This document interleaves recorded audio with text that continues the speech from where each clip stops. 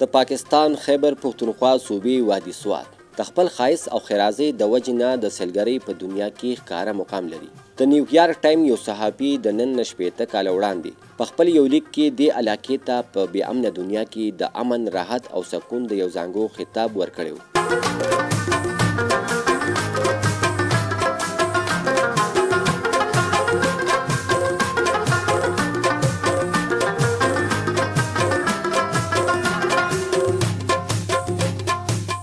څنګه چې دا د سیلانیانو کور دی، داسې دا د 40 لکه خلکو د غلې کور هم دی. په دې اناجګر کې نن سبا د منی بارداره سیزن پای ته په رسېدو دی. دا د اګست د میاشتې نه شروع شي او د نومبر د منځ پورې جاري وي، لکه د جنورۍ په حساب د بادرونه تر کاتک میاشتې پورې.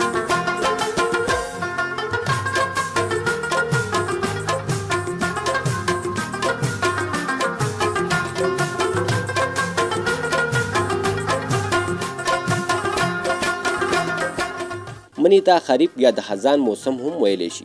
د منی د فصلونو په ګرمۍ کې کرونده کیږي او په خزان کې ریبلې کیږي. دا د میوو دانو موسم د کروندګرو دپاره ډېر د ستړي او د عام خلکو دپاره د خوند، رنګ، مزو، چرچو او راشه درشه وخت وي. په دې موسم کې د قسمه قسم میوو او سبزو سره غله دانه لکه جوار او شولې هم راورسي چې زمیندار دا فصلونه خوندي کوي، نو ورسره سم د غنمو او شړشمو د کروندې نه پس پسا صورت شي.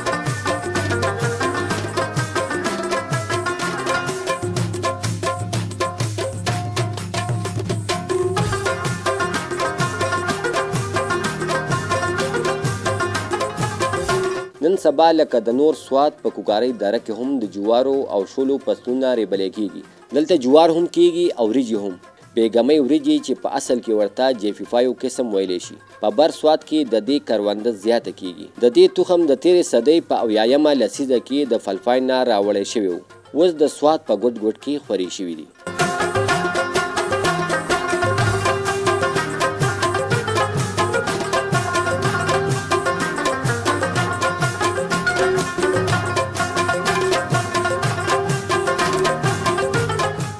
څنګه چې د سوات د جوارو ډوډۍ خپل یو خوند او ذایقه لري، داسې د دې وطن بیګمۍ وریجې تر کراچۍ پورې یادېږي او خلک یې خپلو یارانو، دوستانو او خپلوانو لا په تحفه کې لیږي.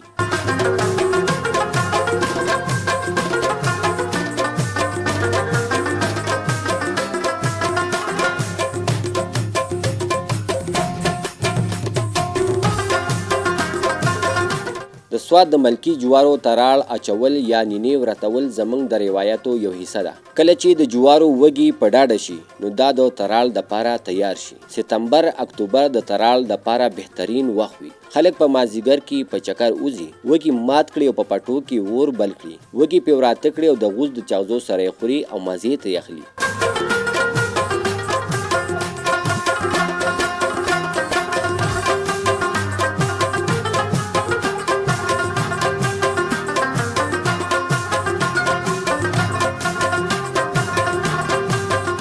جوار عمومي طور د غنمو د وړو د نعم البدل په طور هم استعمالیږي. خلک یې هوټکۍ هم او بیا مالګه مرچ پې دوړوي او خوري. اوس خو په غټو ښارونو کې ډېر خلک، بیا خاص کر دفتري بابوګان، د غرمې د ډوډۍ په ځای خوټکېدلي وږي خوري چې ذایقه یې هم وي، ارزان هم او ډېر اسان کار هم وي.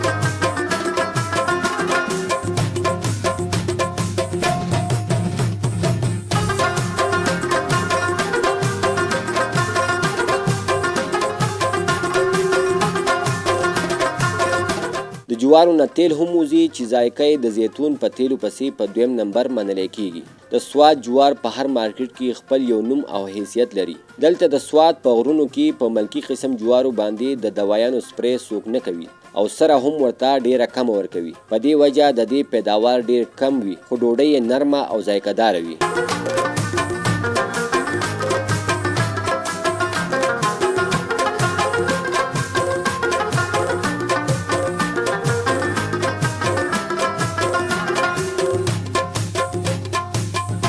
د جوارو ډوډۍ پخول یو ګران عمل دی. د جوارو ډوډۍ سره د شړشمو ساګ، مکن او لسی ډیره مزه کوي، خو دا د کلو د خلکو خوراک دی. ډیر کم ښاریان رونه خویندې د دې ذایقې نه خبر دي. طبي ماهران وایي چې د جوار روټۍ د نظام هضم دپاره بهترین ده.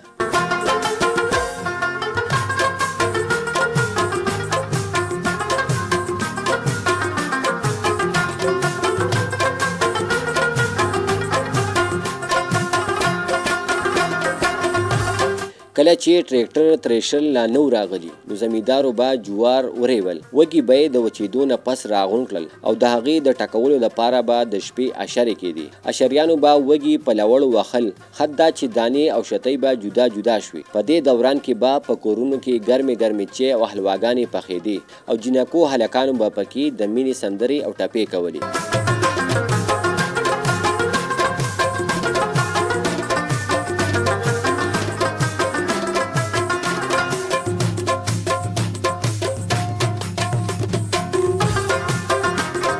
د جوارو دانې د وړه کولو او ډوډۍ پخولو، شتۍ او ټانټې د اور بلولو او د ټانټو پاڼې د ډور ډنګر خوراک دپاره استعمالیږي.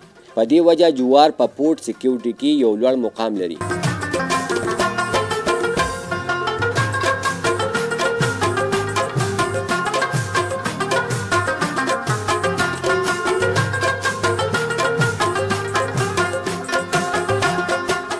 د سوات بیګمۍ او سیله دواړه قسمه وریجې د علاقې د ماحول او د چیني صفا اوبو په وجه خوندوره ذایقه لري. مۍ وریجې او ورجلې د سوات سوغات دي چې د پۍ پیروي، غوړو، کوره چرګ او په غټ خانه کې خلک میلمنو ته په مینه پیش کوي. د سوات په شموزو علاقه کې خو خلک د ورځې یو ځل وریجې خامخا خوري، په لنډو ورځو کې غرمه او په اوږدو ورځو کې ماښام.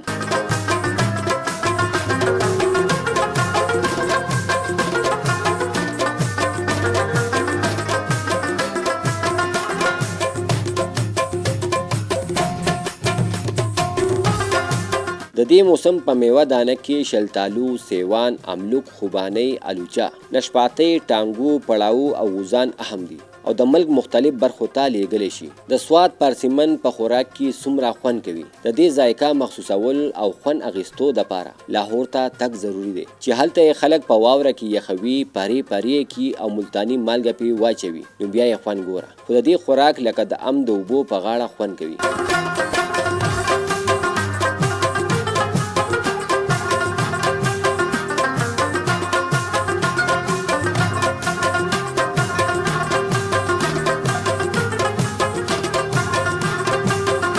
په مني کې قسمه قسم سبزیانې هم کیږي: کدو، کریلا، بینډۍ، تورۍ، الو، ټماټر، ټینډا، ټیپر، شمله مرچ، مرچکي، پودینه، بادرنګ او وری د دې موسم عام سبزیانې دي چې خلک یې ډیر په شوق سره خوري.